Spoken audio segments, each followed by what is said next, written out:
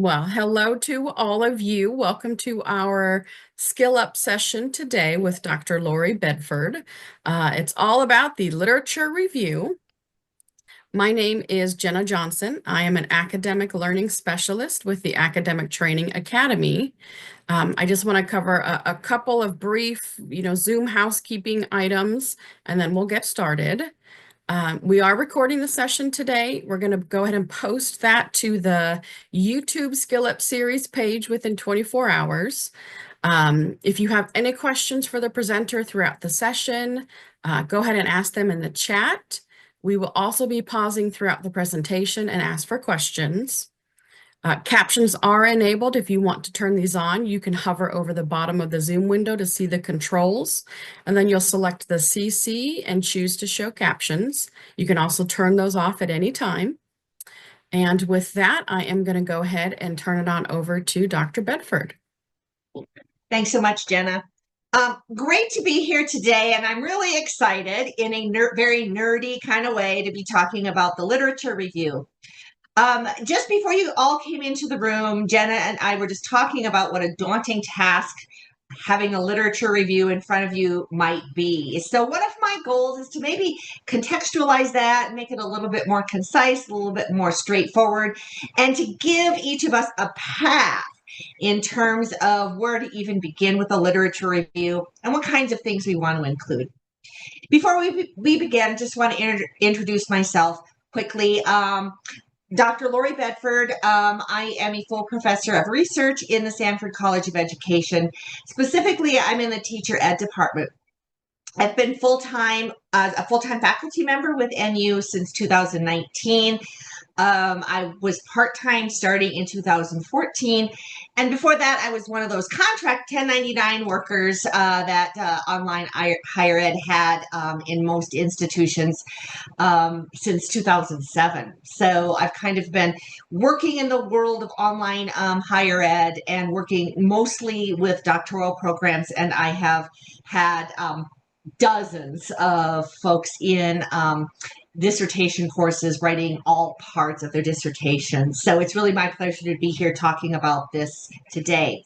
I also want to give you the caveat that I do work in the College of Education, and I am a qualitative researcher. So most of my examples are going to be that, but certainly any of this can be applied to quantitative research or any discipline that you're working in. So if you have questions about that, let me know and we can just talk that through.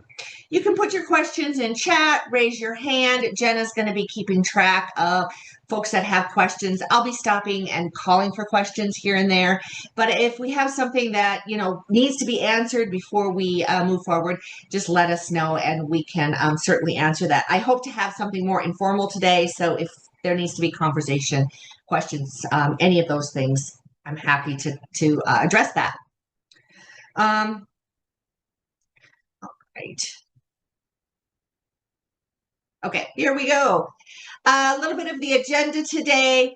We are not going to talk about everything involved in the literature review. There are lots of resources around NU to help you, and we'll talk about those at the end too. So I just want to give you this overview about what to think about in terms of your literature review.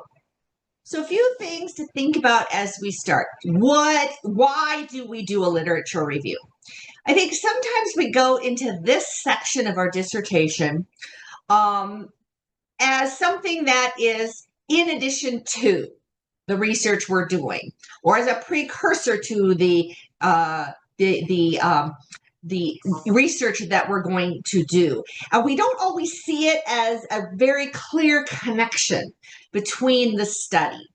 And so the study that we're doing is always really focused on some very narrow and specific variables or constructs of the study. So variables are quantitative research, constructs are qualitative research. It's those specific things that we're going to be studying. So our literature review is going to provide some context for those variables and constructs that we're talking about. So it's going to be narrow and it's going to be limited to those things that we're going to study. We also want our literature review to help situate our own study within the context of the prior research. So remember that the purpose of our research is to provide information about a problem. And I think most of us have seen that example of a problem as being a brick wall. Here's everything we know, and this brick is missing. So we're going to provide that information on that brick to help us understand the whole problem. We aren't going to solve the problem. We aren't going to implement solutions. We're just going to provide some information on a small part. So the literature review is going to help the reader understand what brick you're fitting in there. And along the lines of that is to demonstrate the gap in the literature. So that brick that we're sliding into that wall, why do we need that? Where exactly does that fit? And how does it connect to the other literature? So those are the reasons that we conduct a literature review. But before we get into those, I want to talk just a little bit about what a literature review does not do. And I think sometimes this confuses us and this sends us down the wrong path. And it's super unfortunate when I get a student who takes a 3-month break from classes and sits down and writes a literature review, comes back thinking that they're ready to move on, and they have done one of these things. So I want to be very clear about what a literature review is not and what we should not be spending our time with. Now, I want to say that these things are very, very, very important. They just are not relevant to the research that we're doing, usually. So I just want to kind of provide some example research questions as we're talking about these things. And so I may be doing a study where I want to know how teachers perceive the effectiveness of a certain strategy for students with disabilities. And I also might want to find out how they describe their experiences with the implementation of that strategy. Now, these are pretty basic research questions. If I was actually going to study that, I'd want to name a strategy. And I probably also want to get more specific about which students I'm talking about. Okay, so we know that all research does not generalize or transfer to all students with disabilities. So you might want to narrow that. But for the purposes of our discussion today, we're going to just talk about this as a large population. So first thing, a literature review does not provide a historical account of the topic. So in terms of students with disabilities, it's really, really important to know the narrative, or that the narrative exists, and the narrative helps us understand students with disabilities. So we know that students with disabilities were excluded from education for a long time. In many instances, they were institutionalized. And we know that happened, and we know that over time, that has evolved into more inclusionary practices. But for most studies, unless we are studying some kind of a residual impact of these institutional practices that discriminated or created prejudice, we don't need all that historical background. It's important. It's important to understand the overall struggle, because we still do have some of those institutionalized residual effects that happen. And it's important to understanding educating students with disabilities as a whole. But in terms of understanding how teachers perceive the implementation of a strategy, probably not relevant to this study. Again, unless you had research questions or a research problem that this was one of the constructs in. So normally, and so I've seen this with lots of different populations who have been marginalized, who have been excluded, these long historical accounts. So we have Indigenous people, Native American people, immigrant populations. Those are all, again, all important narratives, but not something that we need to include most of the time in a literature review. The other thing that we often want to do in a literature review is go down the avenue of this legislative overview. So in terms of students with disabilities, we have, Brown versus the Board of Education. We have the ADA, we have the IDEA, we have some portions of No Child Left Behind. We have, the Rehab Act. All of those things certainly impact how we educate students with disabilities. And it may be relevant to certain studies, but in most cases, it doesn't. One of the things that we need to look at, and we'll talk about this more, is that the literature review is an overview of the research on a topic. So if we are providing a historical account, that's going to read more like a book report, and you're not going to probably find a lot of current research on it. Same thing with the legislative overview. We're not going to find, we might find some research, and that could be included in terms of the research, but we're not generally going to quote legislation. We're not going to talk about political administrations. This particular legislation was signed by such and such a president in this particular time period. Those things, again, are important to the narrative of these populations, but generally not relevant to a study. So if these are the kinds of things that as a researcher, I believe are relevant to my study, things to talk about with your chair and to talk about and think about how this situates your study within the context of the research literature, how it informs your gap, those kinds of things, okay? So the thing to think about is a literature review, and even in a dissertation, we aren't telling the whole story of whatever it is that we're studying. We're providing the information that's relevant to understanding our study and to be thinking about our own findings as it relates to the research. Okay, another thing we want to be really careful of in the literature review is not to try to convince the reader of the importance of the topic. Okay, if there is a gap in the literature and the gap demonstrates a need, an ongoing consequence, that's all we need to show, and that's usually in our problem statement.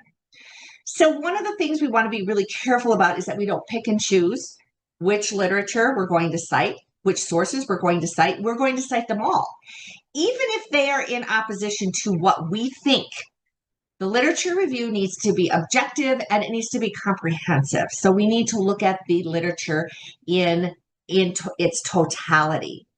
The other thing with convincing the reader of the importance of the topic, the literature should speak for itself. It's important because, the education of students with disabilities is important. As a reader, I'm interested in that, and I know that. So along those lines, too, we don't include our opinion. So we want to avoid things like, unfortunately, this is the case. These are the things that I see in my practice. Of most significance is, okay, those things are generally true. And those are things that are important for us as researchers to be able to think about, but they're not included in the literature review because we're just focusing objectively on the literature, on the research. Okay, so we're going to shift now into what the literature review does and what we should include, because this is a lot that we're not going to include. What are we going to include and how are we going to do that? So questions or comments before we move on? Jenna, is there anything in the chat? No, not as yet. Okay, and I don't see any hands raised. Nope. Okay, Okay. I can't I'm not moving as fast. But you made a comment, Dr. Bedford. You said the literature review in its totality. I'll turn on my camera so you can see my face. Okay. So what is meant by the literature review in its totality? Does that include the history, I know you said not to include a not to have a historical overview of the topic. However, some of the dissertations that I've examined, it does have articles that go way back.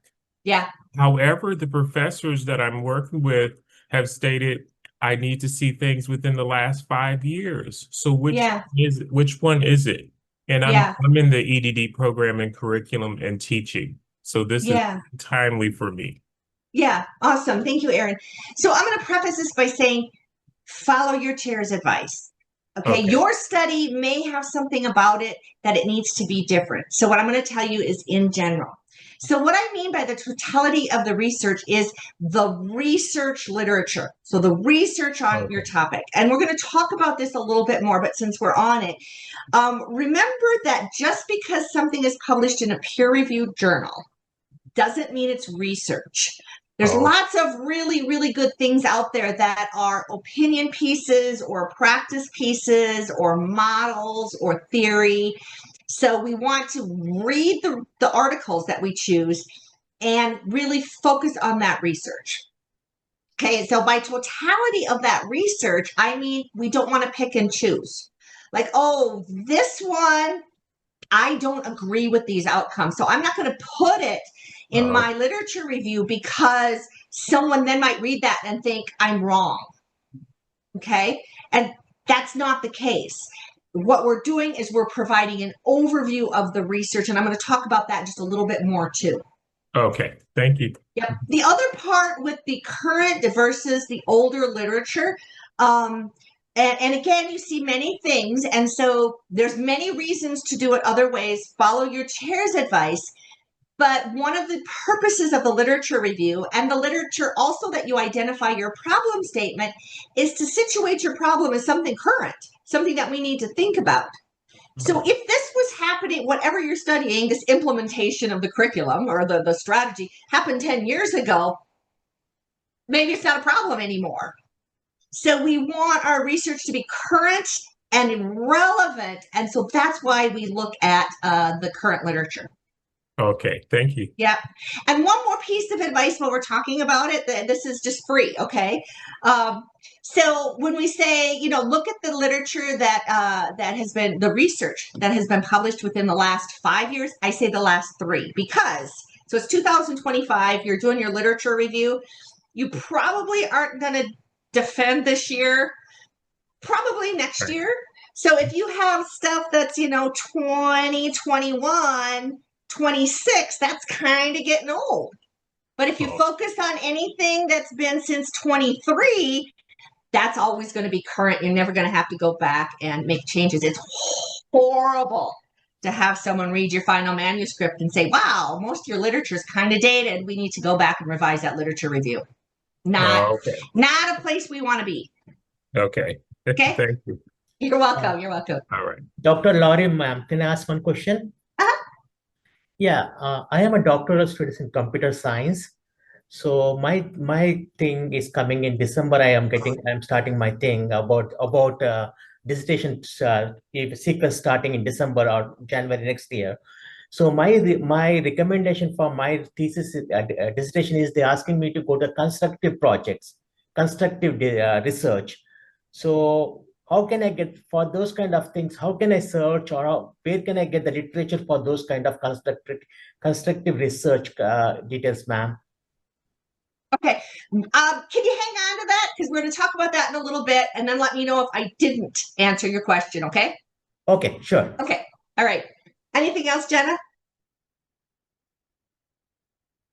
Okay. All right. Let's go move on to what the literature review is.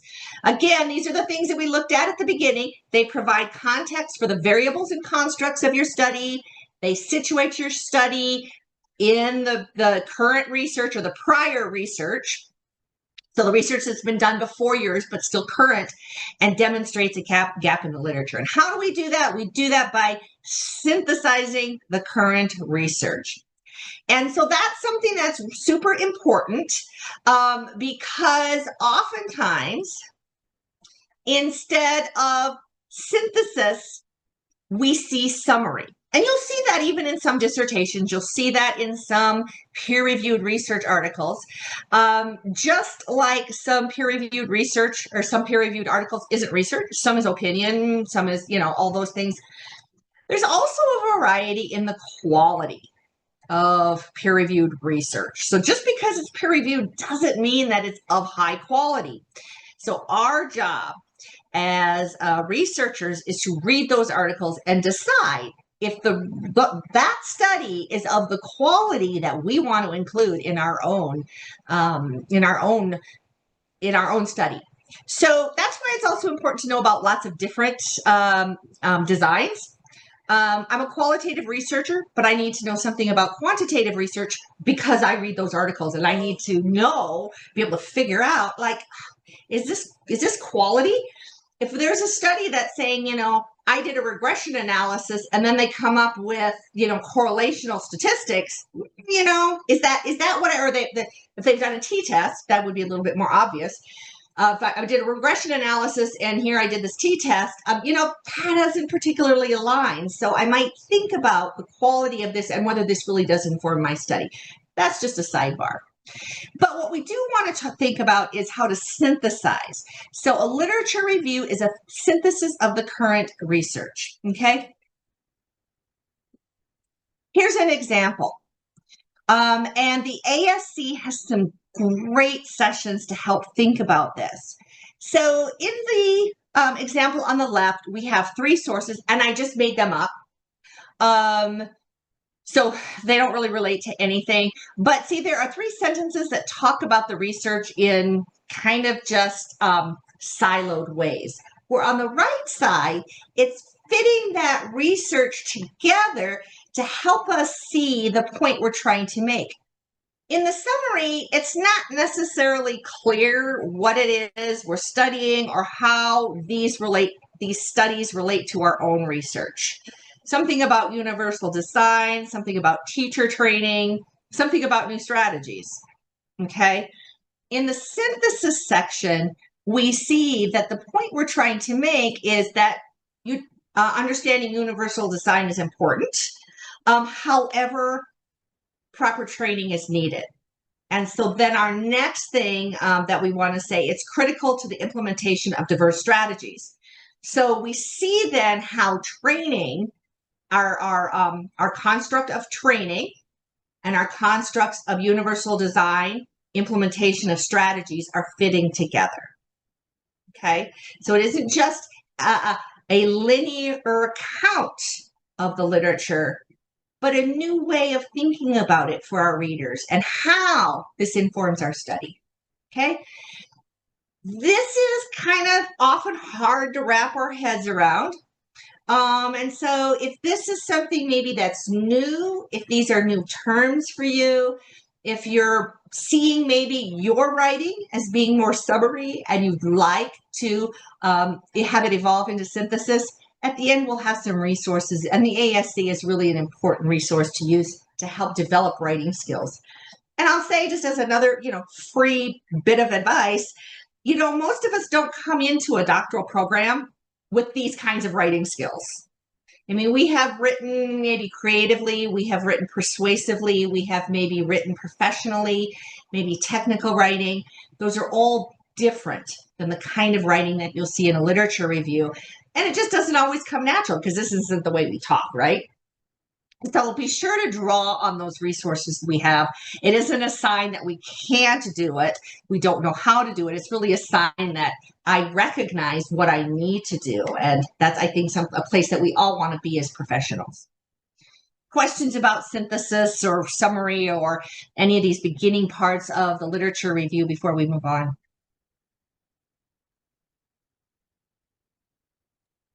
None in the chat. All right. Okay. We talked just a little bit then about this. I hope this answers the question that I left unanswered. So where do we find articles? I mean, that is sometimes more daunting than what we think. We always want to start in our library databases, and we want to start with using the librarians that we have. These folks are really skilled. They understand how the library databases work. They understand how keywords work. They've interacted with lots of different databases and sets of literature, and so they're of amazing help. And I will say that I use them myself when I'm writing something, when I'm doing some research. I'm like, hey, can you help me identify articles using these constructs or on this topic? And the librarians will come back with, 10 to 15 to 20 sources that I can begin to dig through. Now, they aren't going to summarize them for me or put them in an annotated bibliography, but it's way easier to start clicking on those links and just move right into interacting with the literature rather than having to start with the keywords and sifting through everything that's there. So it's a really, really good way to streamline how we're working on our literature review. We also want to use open access resources, and those are those articles that are available online. We can use Google Scholar usually to find them. Be super careful about them. Not everything we find online is peer reviewed. Not everything that we find in what appears to be academic articles really is. There's a lot of predatory journals out there. And so again, we want to be in a position to evaluate those articles. We want to focus on the constructs and variables that we're studying. So that's really the key to, like what I'm doing a study on students with disabilities. I could write 1,000 pages on that. But I'm going to narrow that to those constructs of my study. So if I'm talking about the implementation of some strategies for teaching, I don't need to talk necessarily about assessment, identification, parent involvement. Those are all super important topics, but not relevant to this study. So that helps us narrow it in and know what we're going to study. We also want to think about parallel topics. So one of the things that I think is really difficult as we're starting to formulate our research problem and even think about our topic is when we can't find any literature that supports our topic. Like I want to study, how students with autism, students who have been diagnosed with autism in rural schools, respond to this strategy. There's probably no research on that. And so if we look over here to the right, maybe 1 or 2 articles we find, we'll use them, we'll talk about them. Maybe we're doing qualitative research and there's a couple of quantitative studies. We want to use them and we want to provide that context like, oh, hey, look, we got some quantitative research on this specific topic, but no qualitative research. There's your gap. Or maybe there's this topic that is in rural schools, but and I can't find anything on rural schools, but here's some stuff on inner city schools on my topic. These are parallel topics. Okay, so they're not exactly what you're studying, but they're very similar. So maybe you're studying the implementation of this strategy for students who have been diagnosed with autism. But and nothing on that, but there's been some studies on students who have been diagnosed with learning disabilities. So we want to look at those. Okay, so as I'm talking about this, think about how this is establishing that gap. Okay, we know this, we know this, we know this. There's been quantitative, not quantitative. We've had studies with this population in these settings, but not this one. There's your gap. That's how you formulate and present and demonstrate the problem statement. This is what I'm going to study. This is how I'm going to add to the body of knowledge. Make sense? And the literature review just sets this up super nice. Okay. The last thing we want to look is just, for some general articles on the topic. So maybe we just want to look at, what are the challenges of providing instruction for students with autism? What are some challenges with implementing a new strategy? Those kinds of things that are fairly broad, and we want to keep them kind of make sure that they have a specific connection relevance. But those first 2 really are the ones we want to focus on. Those parallel topics are going to get you where you want to be. Okay, then we want to be very careful about choosing articles, content, the date, the quality, how many. The rule of thumb really is that we exhaust the literature. when we're really not finding anything else on this particular topic, these particular variables. When we have a dissertation template that says we need a minimum of 30 pages, that doesn't mean write 30 pages.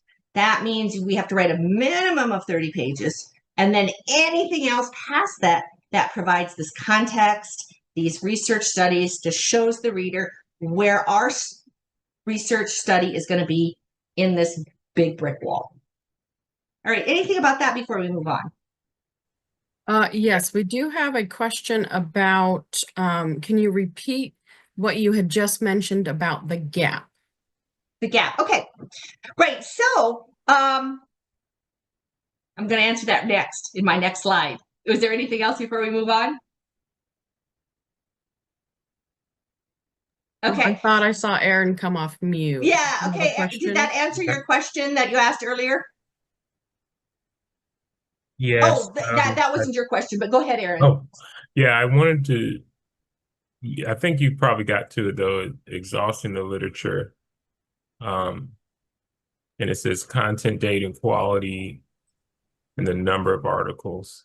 Because I'm still looking for example, I'll be working with a librarian, but the articles on science notebooks and how they are being used in the classroom as an instructional strategy for a high school chemistry classroom, it is very difficult to find those articles for me.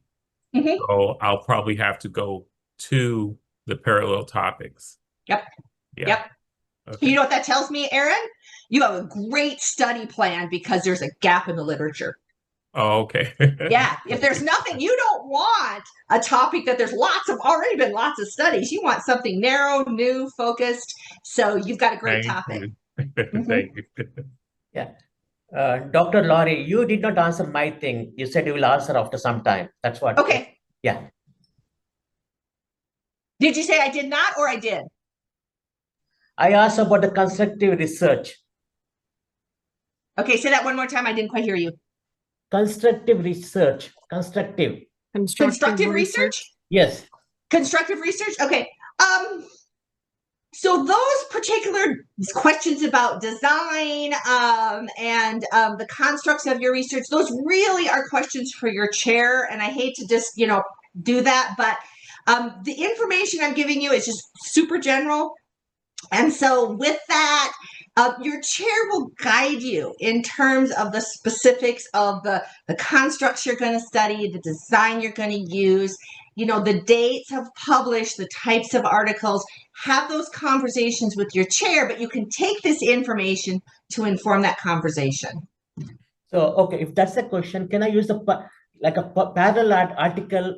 Suppose the article which is done, the article, if I search, I found the literature for something in qualitative or quantitative, but I don't want to apply those things. I want to do a constructive research. Can I do that? Yes, with the caveat that I would talk to my chair about it first. Understand? Make sure that's okay with your chair. Yeah, but I think that would be a great way. Yeah, you can go to qualitative, quantitative, or both the mixed methods. Take that and convert into the work in my environment, like a constructive research. I can do that, right? Yeah. And I would say, yes, you want to do that because you just want to have those variety of research, whatever it is out there. Don't limit it, but really look at the different kinds, the dates. As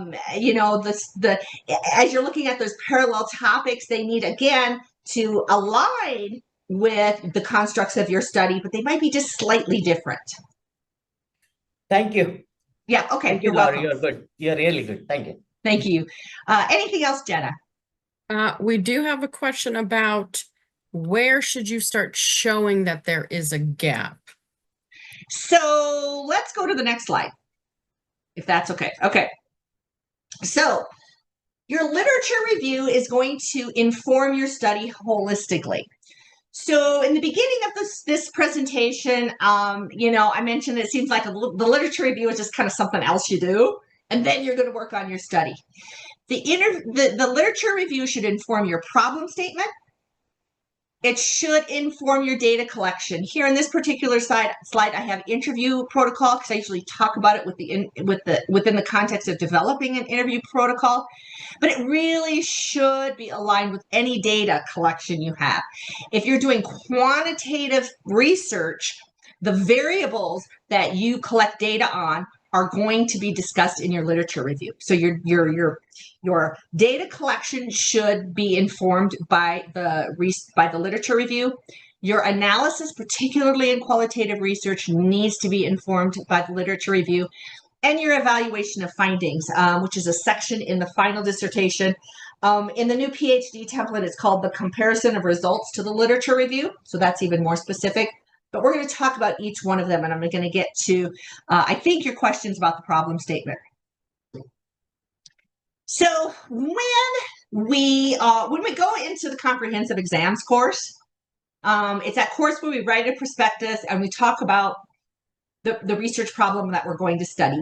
Even in the School of Education, the College of Education, even EDR 8300 is the first research kit course, and they ask us to write a problem statement. In other departments in the university, I'm aware that there are research courses where you are asked to write a problem statement. I'm going to say it's impossible to write a problem statement if the literature has not been reviewed sufficiently. Now, you don't have to have a 30, 40, 50, 60 page literature review written, but we need to have a really, really good understanding of what's in the literature. So again, just to answer your question about how we find that gap, so let's go back to our research questions that we hypothetically proposed about teachers' perspectives on implementing a different kind of strategy for students with disabilities. Okay, there's lots and lots and lots and lots and lots of research out there about that. Okay, so what we want to do is start delving into that and knowing what kind of research does exist. Okay, so maybe we start looking and we see that it's all or mostly qualitative, that it's mostly about strategies for inclusion, that it's mostly for students with learning disabilities. Okay, and we want to do a quantitative study, let's say, where we investigate the relationship of this particular instructional strategy for students with autism in segregated classrooms. I don't know under which circumstances we do that, but for the sake of argument. So we know a lot about those constructs, but in that particular grouping with those specifics, we don't. Nothing has ever been studied. I mean, maybe our gap is that, so we want to find out, go back to our research question, what are the teachers' perspectives on the effectiveness of this strategy for students with autism? We might find a lot of literature on teacher perspectives and even quantitative research that has that correlation between this strategy and student outcomes for students with learning disabilities, but we don't know about those with autism. So that's our gap. That's the thing that we don't know. And that's how we situate our study within the context of everything else we know about learning strategies and students with disabilities.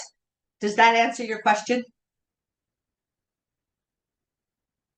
Are we seeing anything, Jenna?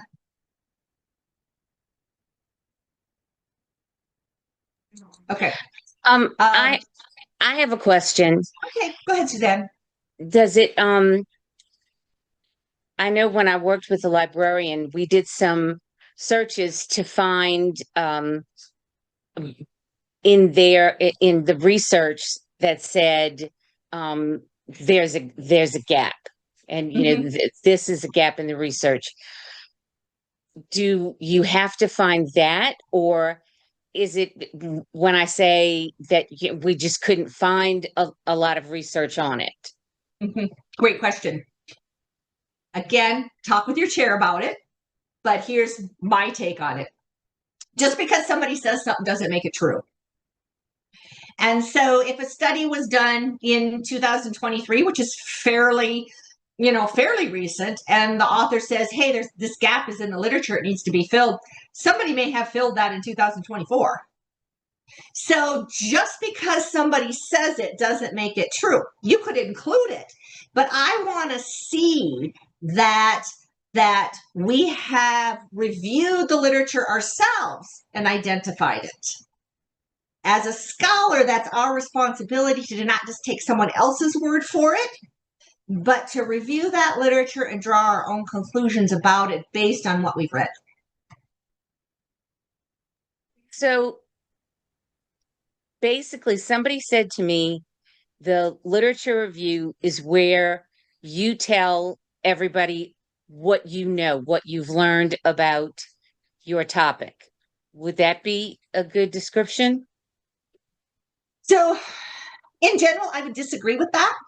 Okay. Because I believe that the literature review is the place where you talk about the current research that's relevant to your study. So, yeah, I guess I misspoke. That you show what you've learned, what you've learned from all of the research. Yeah, what all the research says. Yeah. Yeah. Yeah. Not just, oh, this is me, I know everything, but that right. Right. But that, I've read all this research and this is what I learned from this study, and then there was this study that I Yeah. Okay. As long as it aligns with your variables, your constructs, yes. Okay, good question. All right. So the literature review. Sorry, Laurie. No, go ahead. Yeah, I see. Okay, I have a question on this one. Refined research questions. So this is after finding the gaps and identify the gaps. Then based on the identifying gaps, you're doing the refined research questions. So here's what I say about the problem statement. Okay. So when I read a problem statement, I should pretty much know what the purpose of the study is going to be. I should be able to guess. If I read a problem statement and then the purpose statement surprises me, so if the problem is that, teachers are implementing this strategy not in standardized ways, and then the problem statement or the purpose statement is, how do students view the use of assistive technology? That doesn't align. And so I see where you're going with it, because this doesn't work. We want to show that this works, but it has to be aligned. So same thing with them. The research questions it's kind of that problem, purpose, research questions. So we would refine the research questions so they align with that problem and focus on the constructs or the variables that we've outlined in the literature review. So in that way, in the problem statement. So in that way, the literature review also informs those research questions, because that's the gap you're going to fill. Thank you. Okay. The literature review also informs the data collection. And here I really talk about the development of an interview protocol, because that's what many qualitative researchers do. So it's a little bit different if you are using an instrument quantitatively that's already been developed. And you still want to conduct a literature review to really focus in on those variables and talk about the research around those variables. So that's part of your literature review, but the literature review itself won't inform that instrument because it's already been developed. If we're doing qualitative research and we're asking interview questions, and this is super important, and I have another webinar just on this topic, but I'm just going to say it in a couple of minutes. When we're developing interview questions, an interview protocol to collect qualitative data, we just don't make up questions.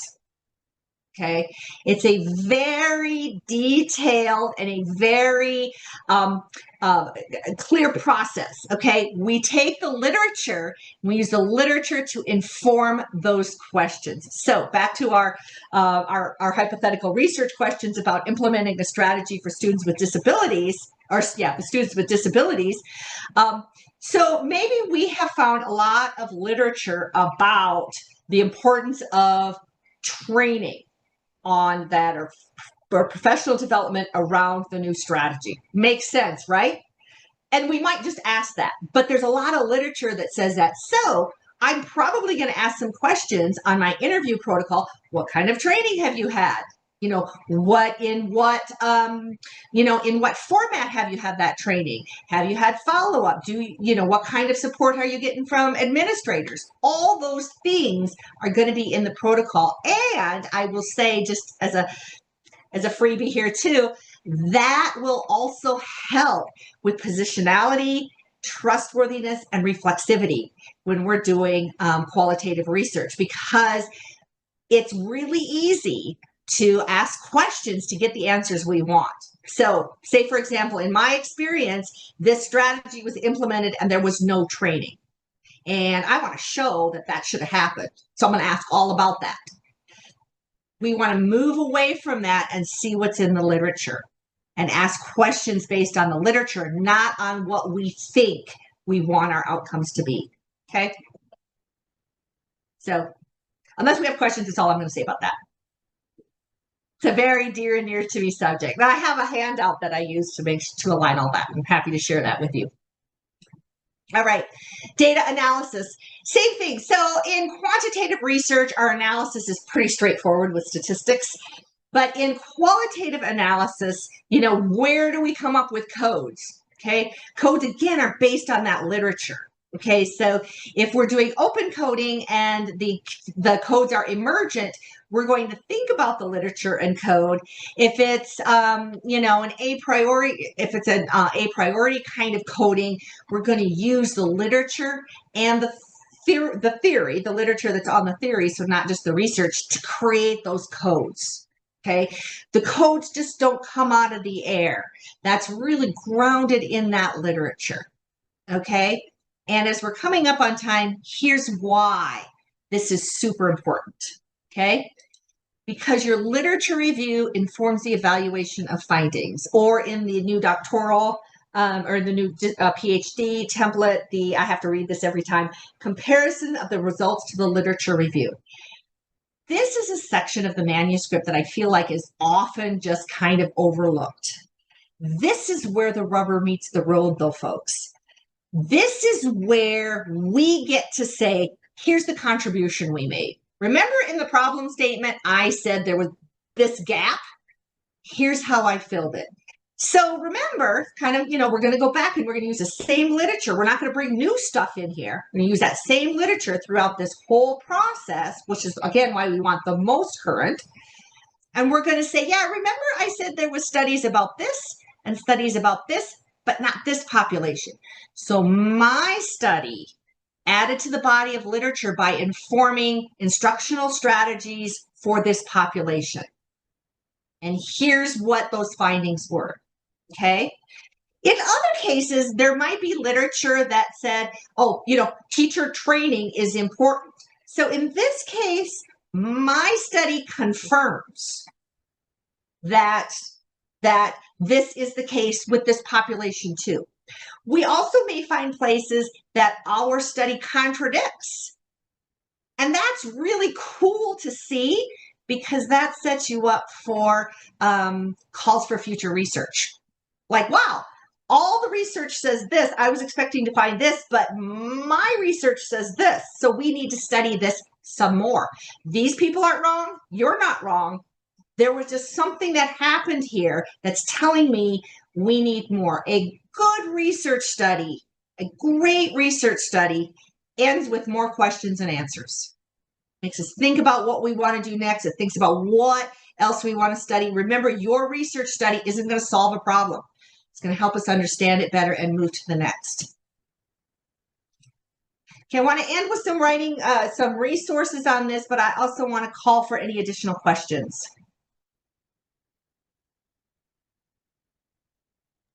I thought I took myself off mute. Apparently I did not. So we do have a question about the 5-page literature review introduction. What's supposed to go in the introduction? So the introduction is another webinar, but yeah, I mean, I'll talk about that just from my own experience and my own perspective. Again, I keep saying this, but talk to your chair. Another free piece of advice is your chair wants you to succeed. Your success is their success, and they want to see you graduate, and they want to hood you out there, and they want to see you go do cool things in the world, and be part of that with you. So follow their advice. They want you to succeed. They are not putting barriers up ever. They're helping you. They want you to succeed. So with that said, so the introduction is kind of a little bit of an overview of that literature review. We want to take the most important sources and we want to focus on the very narrow constructs of our study and provide a very condensed overview of the topic that sets up the problem. We don't want to talk about the problem in there. We don't want to talk about the purpose. We don't want our opinions. We don't put that historical data. We don't put our, here's what I see in practice. We want just this general overview of the problem that we're going to study. And so when I hope that we all, when we're done with our dissertations, we create a publication. And so we submit to an academic journal on our research. That introduction is really kind of a good place to start with the literature review, because in a publication, we go from, a 30, 40, 50, 60 page literature review to 2 or 3 pages. So it's in your introduction. We can't copy and paste, and that isn't going to work anyway. But the kinds of things we talk about and the way in which we talk about them in the introduction often is a great template for how we're going to set up the literature review in an article. So it's just, in my opinion, it's a condensed version of the literature review. Anything else, Jenna? Yeah, I just had a comment. I've been perusing the doctoral I'm trying to get the name of it. The Doctoral Center. I think that's what it is. But real quick, I'm doing an applied program, and you mentioned a lot about like a PhD in education. It's different than the EDD. And there's specific things for our program in the EDD. It's a little bit different than the PhD. Yeah. So, but I noticed one thing that's the same is the literature review. Yeah. So kind of. Yeah. Kind of. So, I mean, I can clarify for you this just a little bit. So, yeah, you're going to have a problem statement. You're going to have, if you do interviews, you're going to have data collection. You're going to have data analysis. So, in the EDD template, it's 3 chapters or 3 sections instead of 5 chapters. Everything is there. It's just divided differently. Okay. Yeah, your literature review in the EDD program is a little bit more condensed as well. So because the PhD is heavily theoretical, part of the 30, so there's a 30-page minimum. And again, don't take that as I have to write 30 pages. We have to write until we're done, but it's a minimum of 30 pages for the PhD program. Because it's really connected to theory, a big chunk of that is going to be your theoretical framework, or it's going to be a theoretical framework, okay? In the EDD, you will see that the literature review is part of section 1. In the PhD, it's its own chapter. So it's part of section 1. It's a minimum of 15 pages, but that framework section isn't included. You will talk about your framework in a different section, in an earlier section, and it will probably be a conceptual framework rather than a theoretical framework, but that's something your chair will help you with. Yeah, okay, thank you.